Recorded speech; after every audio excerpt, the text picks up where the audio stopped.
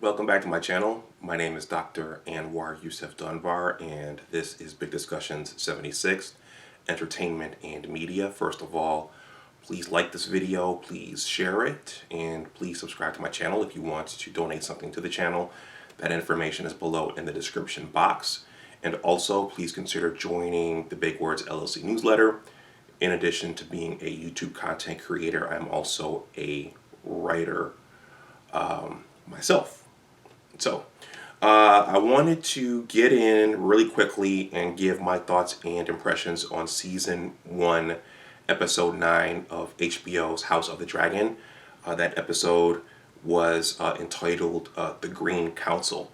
I should have gotten this in earlier, but I was away, and I didn't watch the episode until the middle of the week, and we are 2 days away from the season finale, which is episode 10, but I thought that I would just squeeze this one in right now, and again, I'm going to be brief.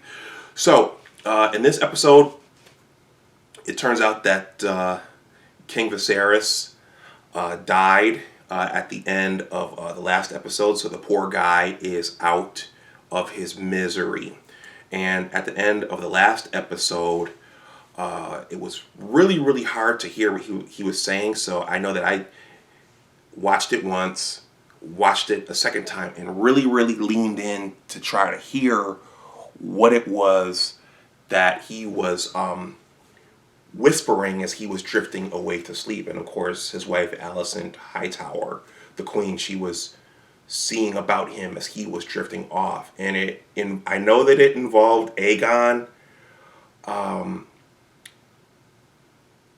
And again, I don't know what exactly he said, but in this episode, she interpreted it as their son Aegon should be the heir to the throne. And if I recall correctly, Rhaenyra has a son named Aegon as well. So the prophecy involved in Aegon, it involved the Night King and winter coming, but it involved an Aegon, and Alicent interpreted it as their son should ascend to the throne, and he should supplant Rhaenyra as the heir to the Iron Throne. Of course, that's what Otto Hightower wanted all along. So we didn't even see Rhaenyra or Daemon in this episode. This was all involving Alicent Hightower, Otto Hightower, Aegon, and Aemond. So at that point, there was deliberation amongst the council as to whether or not she heard what she really thought she heard. Of course, Otto was happy with it.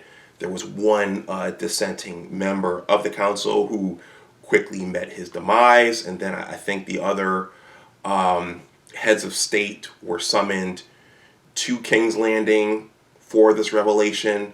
The majority of them acquiesced, and the one unfortunate individual who did not, he got hung. So, and then Rhaenys, who was on site, she got locked inside of her room as the entire thing was going on. Now, also, Aegon, who has not shown himself up to this point to be worthy of becoming king, he disappeared, and so the question was, where is he? Can we find him? We have to find him and secure him so he can ascend to the throne. I thought that Sir Criston and 2 other guards were sent out to find him separately. Aemond went with Sir Criston. I thought, based upon some of what Aemond said, because he basically said that I would make a better king than my brother Aegon. I've prepared for this more than he has. I thought that at some point Aemond was going to take out Aegon and ascend to the throne himself, but he didn't do that. And let's see, there was another sub-thread involved. I think it was a woman running a brothel or something like that. They had actually kidnapped Aegon, and I believe his name is Lord Varys. I think this is Lord Varys's predecessor from the Game of Thrones series. He basically told Alicent, or was it Otto? It's hard to keep track of all this. That there are these people out amongst the commoners who have conspired against us. I'll take them out. It looks like Lord Varys has feelings for Alicent because he, let's just say, he was very aroused by just the sight of her feet. This is the guy on the cane who's got the twisted up foot.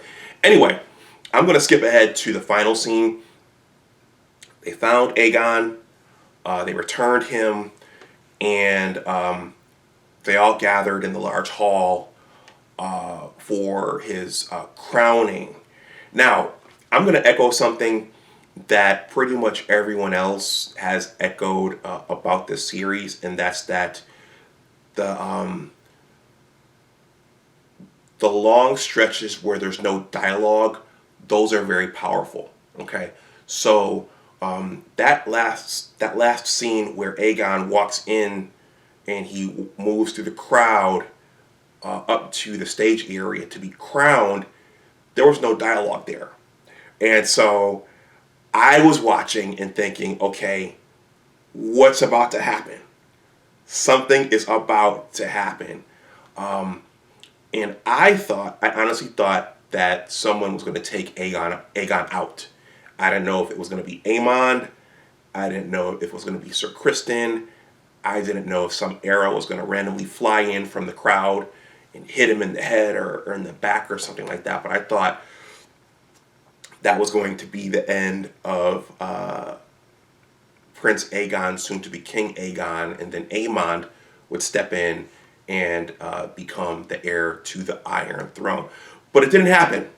And the other thing that stood out to me about that scene was it looked to me like there was a good amount of trepidation and indecision on Aegon's face when he approached the staging area where he was going to get crowned. It didn't look like he wanted to do it, and that was expressed in the dialogue up to this point.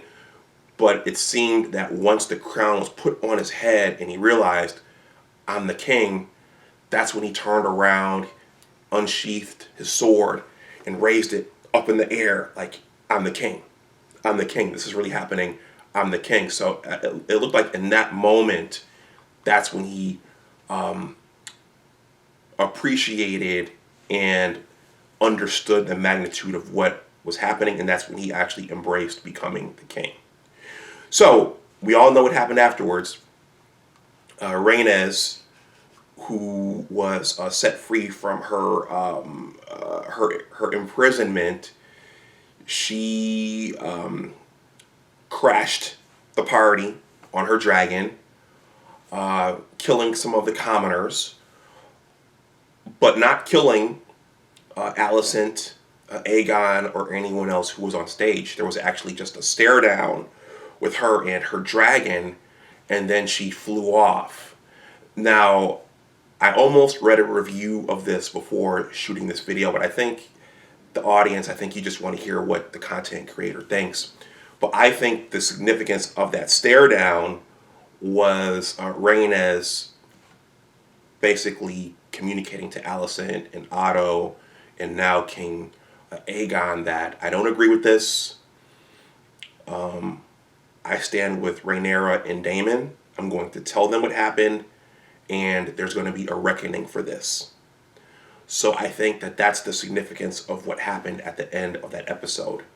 And I think that going forward, now that Viserys, the poor guy, has been put out of his misery, I think that going forward, we're going to see all-out bedlam.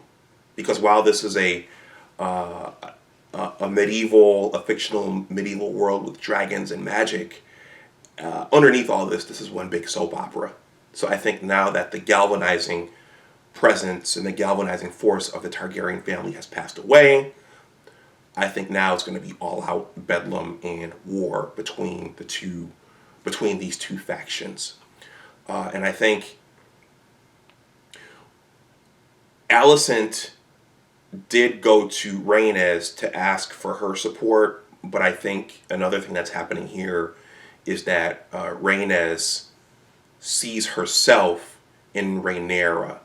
So if you go back to the first episode, Rhaenys was denied the Iron Throne for Viserys. So it was the whole a female was denied for a male paradigm. So I think she sees herself in Rhaenyra, and so she, based upon what happened to her, I think she wants to see Rhaenyra ascend to the Iron Throne, especially since it's not quite clear what Viserys was mumbling as he took his last couple of breaths. But anyway, let me know what you think in the comments section below. Shout out to Artisan. Artisan wanted to hear what I thought about the episode. Those are my impressions of the episode. So let me know what you think in the comments section below. So let's see what happens in episode 10. We will certainly see Rhaenyra and Daemon in episode 10, and they most likely will not stand for these new developments and this treachery. So with that, I'm going to shut this down. Please like, share, and subscribe if you want to donate something to the channel. That information is below in the description box. Also, please consider joining the Big Words LLC Newsletter. The link for that is in the description box below as well. I'm hoping that it still works, but my email address for my newsletter is under there as well. That would really help me out if you would sign up for that, as I am a aspiring author myself. So with that, everyone, stay safe out there, and as always, remember that your attitude determines your altitude. Take care, and I'll talk to you the next time. Bye-bye.